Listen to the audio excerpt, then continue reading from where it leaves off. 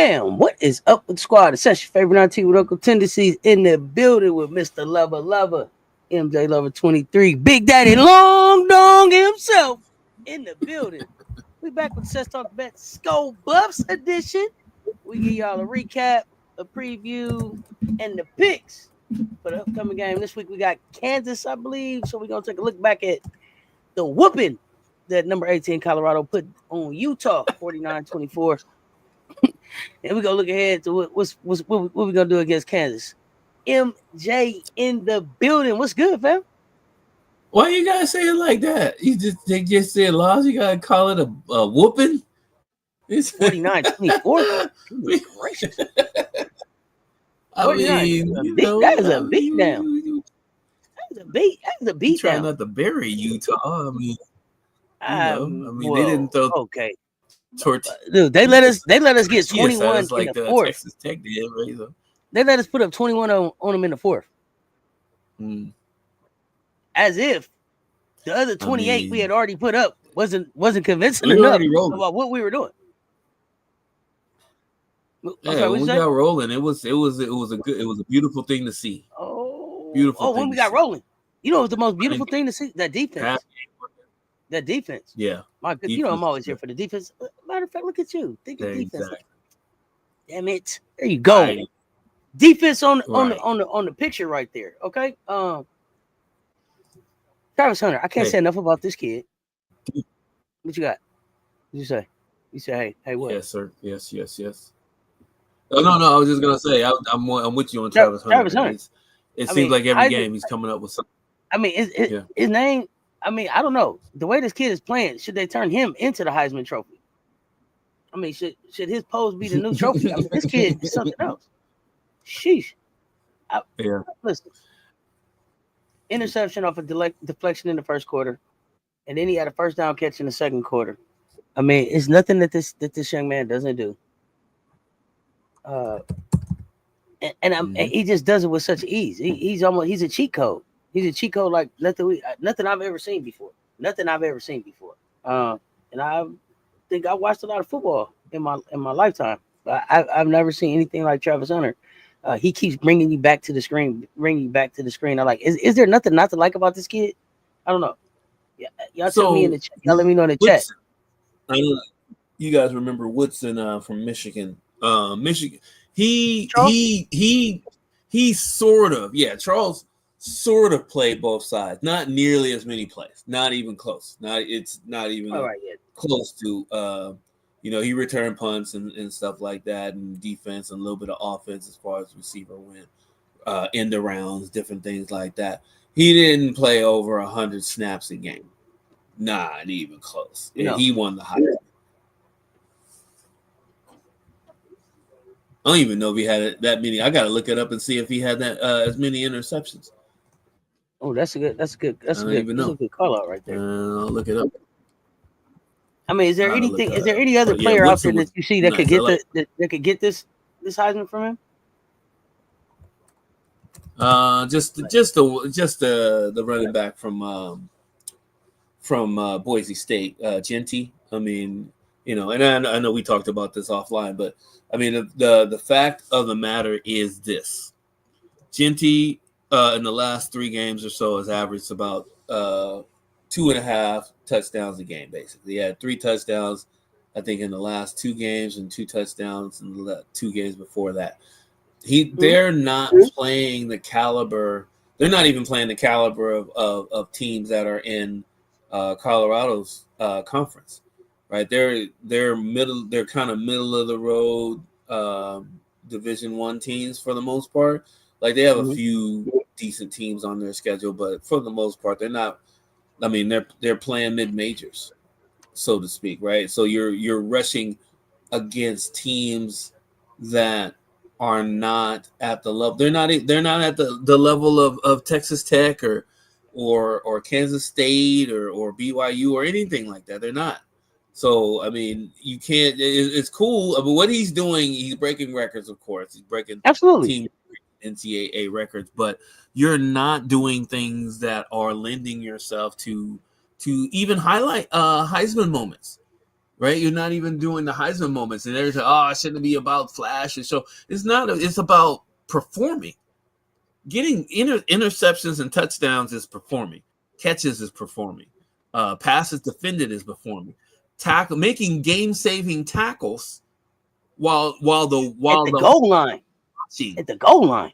Performance. That's not flash. That's actual performance. Those are Heisman moments that he's making, right? So that's when the impact and winning. Especially when it's impact and winning. Exactly, 100%. Like we know Genty's like basically 90% of Boise State's offense. We know that, but you're not playing against enough people, and that's not his fault, right? I mean, they're playing who the schedule makers put in front of them. So I mean, that you can put that on the schedule makers, but they probably wouldn't be as successful if they were playing the same talent that Colorado was playing. I'm just saying. You might see a little bit of a drop off. Could see a little bit of a drop off. Russell, I only bring the facts to the chat. Appreciate you holding down over there on the Instagram. Was watching UCLA coach press conference. She said UCLA practice has been really hard today to prepare for SC. Rewind, we not scared. We not. We practice hard today too, Rewind. It's their Super Bowl, Rewind. You know that. It's their Super Bowl game. We practice hard too. That's another question I have offline as far as we was just talking about Bree Wayne too for a second, real quick, because Bree Wayne is like, I don't know if anybody has ever, if y'all not in the Discord, talking to Bree Wayne is like going down the yellow brick road and talking to like the Wizard Oz. Like he never speaks. Like you talk and then you just got to read what Bree Wayne has got to say back. It doesn't matter. It don't matter how. It don't matter how many people is in there. Bree Wayne is like, I'm gonna type it, buddy. Yeah, no, thank you. Yeah, it's like going to see the Wizard or something. She's not real. She's the bot. She's the bot. Like really the bot. Like. Oh man. When Bruce Leroy finally got into the fortune cookie place and it was just a computer spitting out fortunes. That's Bree Wayne. Never talks. It's just I'm talking and then you got to talk though. If she won't read what you write, you got to talk to her. But she's only gonna type stuff back. You got to pay attention. Bree Wayne is really slick. You got to pay attention. Let me see what else you got going on here. Corey Close also says she's grown a lot since the last time she saw SC, and we beat them twice. They ready and it's sold out. Okay, yeah, and it's sold out because Pow Pow family bought like 1,000 tickets. So yeah, pretty much. We're ready. Friends and family. We better not lose because they're gonna storm the court. Oh, they're gonna storm the court on us. Oh, it's really their Super Bowl. Okay. Well, we know that. I mean, the Pow Pow's family gonna be no, that's 4 and 5. that's us. Wish. We don't hope. We wish. Right? 4 and 5. This me. That's funny. 4 and 5. 4 and 5. Okay. The whole section 405. Exactly. Okay. Back to the bus. So we saw them just, destroy Utah, and I don't know if people expected that, right? I don't know if people really expect that. I did. But I was really surprised at how the defense is showing up. I'm so excited about how they gelling. Like, because the first week it was like, I don't know. It was like, is it gonna take a couple more pieces to come in here? But no, it's not. They was like, Auntie, just wait a couple weeks. And yeah, I think you said it too. Like, give them a couple weeks to gel. Take defense a little bit longer. Rob the Man Media talked about it too. Take them a little bit longer to kind of gel and come together. But now that they come together, they are scary. They are scary. Yeah. Like, listen, they kept Utah to 3 in the first. 8 is the most they gave up in the fourth. By then, I think, it was kind of like foot off the gas, but it was kind of like, you're only going to do what we want you to do. And so for 3 quarters, they held them to just about 16 points, while they went off for about 28 points. So I'm really excited about the defense. Really excited. Well, I give credit to I know you got your breakdown. Right. I mean, the 3 levels. Yep. Oh no, I was just before we get into the breakdown, I wanted to jump in and give kudos to the defense, the 3 levels of defense. Oh yeah, right? for sure. I mean, it's Pat Shurmur gets a lot of credit for the offense in getting the Bucks down the field. But Kevin Mathis working with the cornerbacks. All the cornerbacks are running to when the ball's in the air. They're all running towards the ball. That's how you get the deflection and the interception. You also have, of course, you got Sapp on that line as a control analyst on defense. Control analyst. Be sure to make sure you control analyst. Keep the title straight. George, now. Control analyst. Though they got it's what it is. It's like when you attack, when you collapse the pocket and attack, they're getting so much more, so many more sacks, so many more hurries now. They're not being killed by the mobile quarterback, like it was happening a little bit at the beginning of the season. Andre Hardy, assistant coach for one of the linebacking crew. The linebackers are flowing to the ball better. I like that they're blitzing more. That helps out a lot now that they actually know how to blitz the A gaps and the B gaps a little bit better, putting more pressure on, making quarterbacks make quicker decisions. You got to give them credit for that.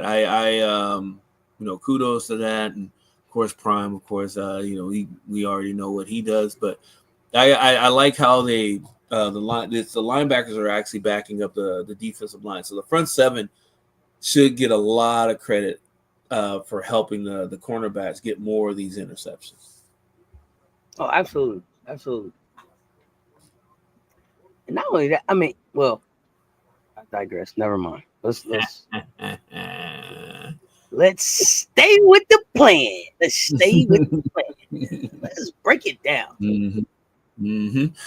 All right. So this is one of the hardest things to do as far as the breakdowns go with Colorado, just because Colorado scores a lot. And another part of it is that Colorado does let their foot off the gas in the fourth quarter, right? There's a number of scores that happen in the fourth quarter that made some of these games a little bit closer than they appear, but in this game, not so much. It was a done deal. They went out and did what they had to do. The running game came alive. It was fantastic. Now, with that said, you got so many people scoring and so many people that can score. It's hard to pick prop bets on this, right? Besides, it's a pick 'em. They have it at +3. It's -3 for Colorado to win, but I would say take the over on this.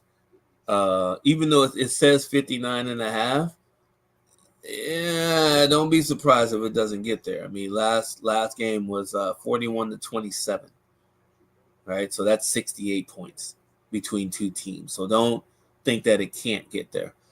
They will be playing in Arrowhead Stadium, which is pretty cool, just because their stadium is being redone.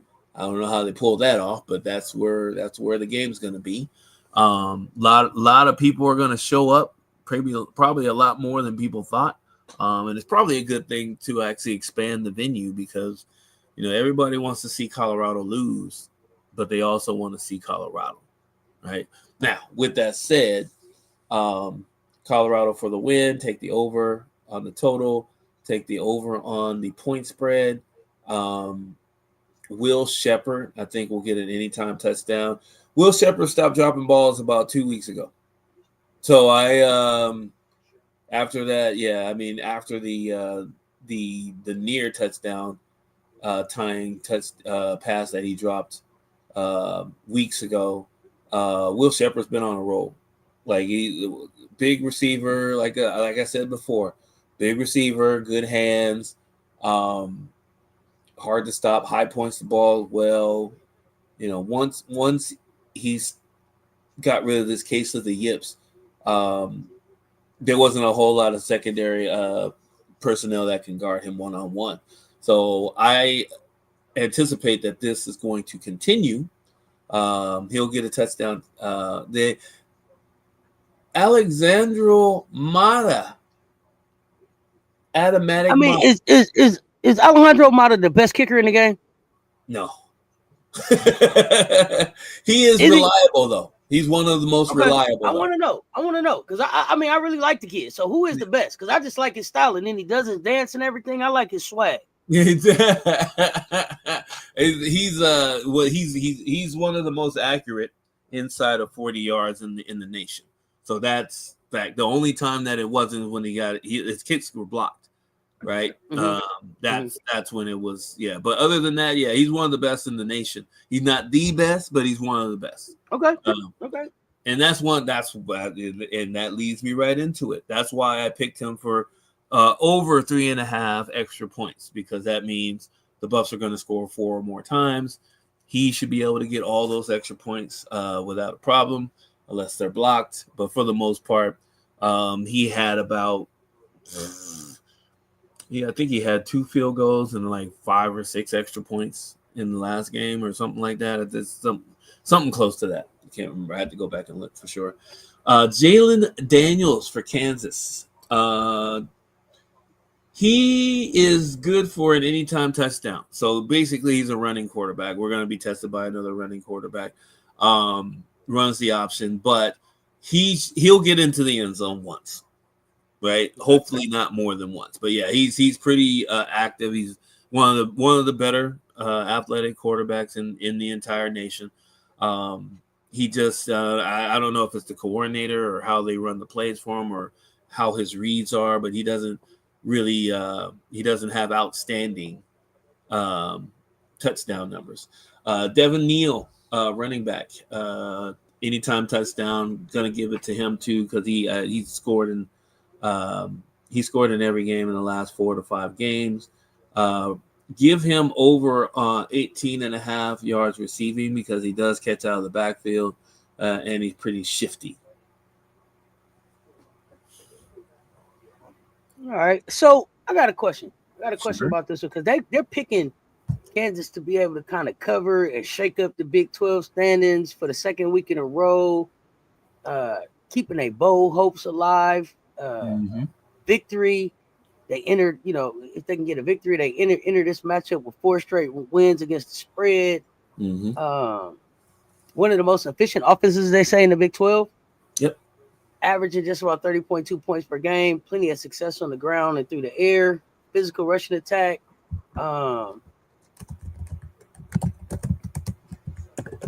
you believe all of that, or was that did you factor all of that into your pick?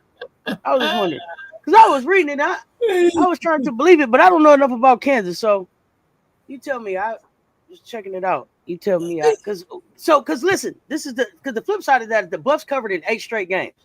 Already exceeded expectations, right? In Prime second season, and it's crazy. I'm gonna go and I'm gonna find the clip when I told y'all they're gonna this the worst that they're gonna be, and Prime was gonna be in the playoffs this year. I told y'all last season when they went on the losing streak. Keep laughing. Oh my gosh, I gotta go find the clip. But anyway, we got the best. We got the top 2 players in the country, right? In Shedeur and Travis, or at least two of my favorite. We lock up a spot in the Big 12 title game if we beat them. Yeah. Right? And then we go to and then we go to BYU, right? And we go to a bowl. Is that right? Yep. So okay. I think we're gonna be on fire. What I saw when I was looking at some of the actual shows that have the playoffs up and running. BYU right now is forecasted to have to be in one of the spots, one of the opening round spots. If we take care of business with Kansas in Kansas City, and we actually get by BYU, then we take over that spot. So if we win out, we're in the playoffs. Not just the bowl game, but the actual Division I playoffs. Yeah. Now, with that said, we don't really want to look past Kansas right now. I mean, it's kind of exciting to do, but it's promising that Kansas is a running team. We're last in rushing. on offense. Of course, that's kind of our MO. However, of course, we are second in passing, right behind TCU, and Kansas is fourth from the bottom in the conference in passing. So they have 10 interceptions to their 14 touchdown passes, and we have 24 TD passes or 27 TD passes to our 7 interceptions. So there's opportunity for us against Kansas when it comes to the passing game when we're on defense. But their defense, Kansas's defense against the pass, is kind of middle of the road. Like they have 12 interceptions, but there's been 18 touchdowns thrown against their defense. So with that number, that's a good number for Colorado. Other than that, the offensive efficiencies, Kansas is kind of just below the bottom. Colorado is number 1. And then on defense, you got Colorado 7th in defensive efficiency, and Kansas is 8th. So we're right in the same way. Either it's going to be the defenses show up for both teams, or it's just going to be a shootout. That's why I say 59.5. Don't laugh at that because it's most likely going to hit the over. But with the defensive surging the way that we are, that's where we have the edge. The only thing is that we don't want to have that same thing happen where running backs, get off early in the first quarter, and then the game plan has to change. So solid tackling, containing an athletic quarterback, and making sure we get a lot of passes defended, maybe even some interceptions to go along with them. All right, sound good. Lot of sounds sacks. good. A lot of sacks. Rewind is saying, y'all think Lenore Sellers is better than Sanders? I've heard some Cock fans say that. He's pretty good. He's pretty good. I don't know if he's better than Sanders, but he is pretty good though. I don't know. I watched a few of his games. I mean, he's like a deer in the headlights too. After like 2 seconds in the pocket, he will escape. He'll look for an escape route. As for Shador, will basically escape the pocket and still look downfield. Right, he's still looking to make plays no matter what, and he will throw the ball away. Sellers doesn't like to throw the ball away a lot. Like he's trying to make a play every play, just like young people do. Shador is more mature, and I'm quite sure that's the drilling of his dad in his head telling him, hey, live to play another play. It's also Tom Brady in his head too. Right, that's right. Good old Tommy telling him how to live to play 20 years too. You hear me? Pliability. Yeah. What'd you say? James and Flatbush, they told y'all to go under on bump sim.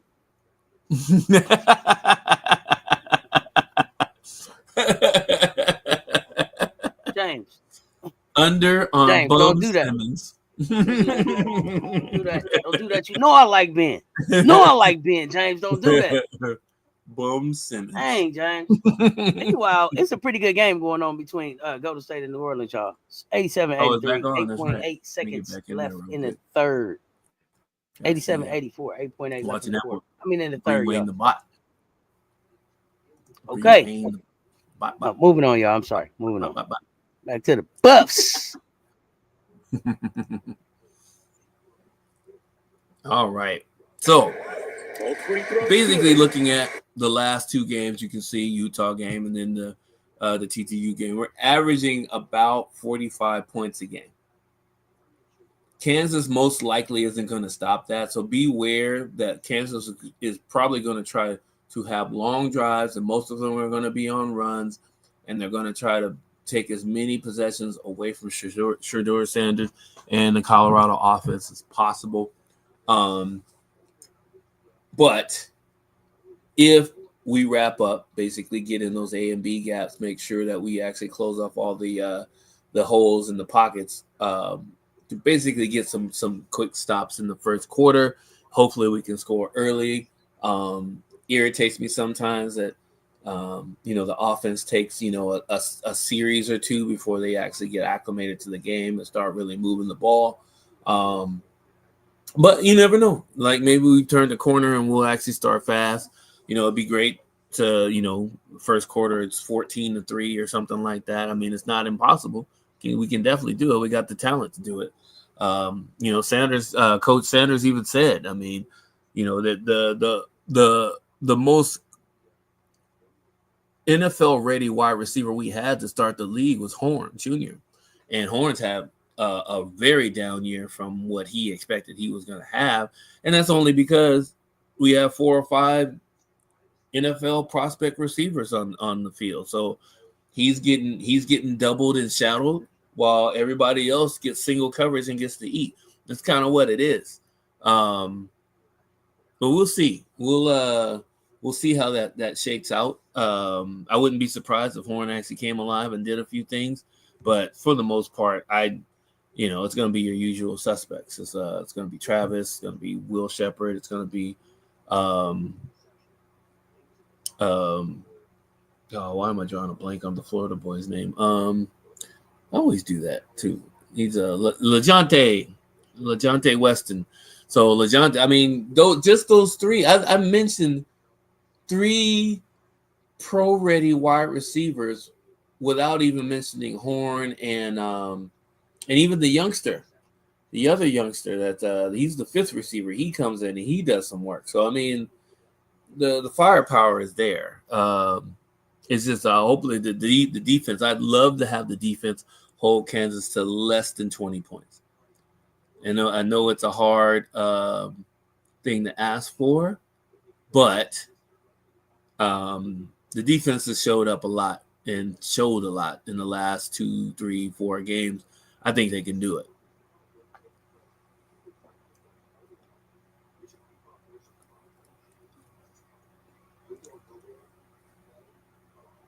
Are you on mute? I probably was. I said I think we can do it. Yeah. I probably was. I said I think we can do it. 20 and under, SKOBUFFS. Let's get it done. Exactly. Now Kansas did us a favor. Now this is the scary part of this, right? If there's a scary part to be had, they beat BYU in BYU, and this is what gave us the opportunity. So Kansas State lost. Somebody else lost 2 weeks ago too. That opened the door for this to happen for Colorado, and then BYU lost to Kansas last week, right? BYU number 1 in the conference. That loss opens up the door for us to beat Kansas, and then to go on the BYU and beat BYU to have a chance to go right into the playoffs, the college football playoffs. Now, what's scary is that if you look at that score, BYU may not be an offensive juggernaut like Colorado, but they were a really solid team.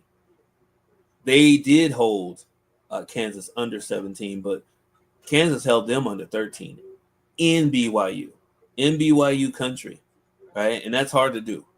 So that's the only thing I would say is that they're getting up for big games. The only thing you can really think of is that they'll come down to earth, or they will, they maybe have an emotional letdown just because the emotions were so high in that game, right? So I only got to see the highlights of the game. I didn't watch the whole game. I couldn't. There's no way. But just going off of the highlights of that game, you can kind of see. I mean, it was just that Kansas was just basically running out the clock.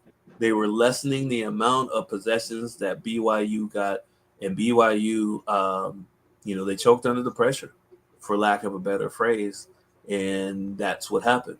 And the week before that, they scored 45 points against ISU, and ISU scored 36 points on them. So I didn't even watch that highlight, and I'm just sitting here looking at those scores. I mean, BYU is definitely a step above the team they played the week before, but it may turn out that we're better than BYU as a whole. So, it sure may better. Probably will. I'm betting on it. Yeah. That's what happens. So yeah, I put some shekels on it on us being better than them for sure. yeah, exactly, right. So I mean, that's the only thing. But that's the thing that you go when you go into someone else's home, it's unpredictable, especially after they've had a huge win. That's probably their biggest win of the season. Has to be for beating BYU. Now, with that said, doesn't mean we can't go in there and do what we did against Texas Tech and other teams that we faced on the road. So, what can we learn from that blueprint that they put out?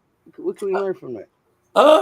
just more or less. I mean, the offense should still be sped up no matter what, right? I mean, the only thing about that though is you don't want to have those consecutive 3 and outs, those sacks for 9 and 10 and 12 yards, the false start penalties, because it's at home, it's in their home, and it's gonna be loud. You want to make sure you reduce the penalty. You don't want to be anywhere near 100 yards in penalties. That's going to keep them in the game. I guarantee. Absolutely. That's any team. Any team you give 100 yards and penalties to is going to be in the game. So. Oh yeah, you bet. Yeah, 100 yards and penalties. Yeah, you. Oh yeah. You're giving away an opportunity. We've done it. We've done it this year. So. 100 yards. We got to be locked in for sure. Yeesh. We got to be locked in for sure. It's hard to watch, but it is what it is at that point. Let me see. 2 points, 4 rebounds, and 4 assists is pathetic. James of Flatbush. Okay, when you put it like that, it is pathetic. But any defense play, any block shots, steals, anything like that, they can add to it. Do they fill up any other boxes? Yeah, exactly. Do we think Kennedy Carter might leave? James of Flatbush? Yes, I think Kennedy Carter might leave. Yeah, I do.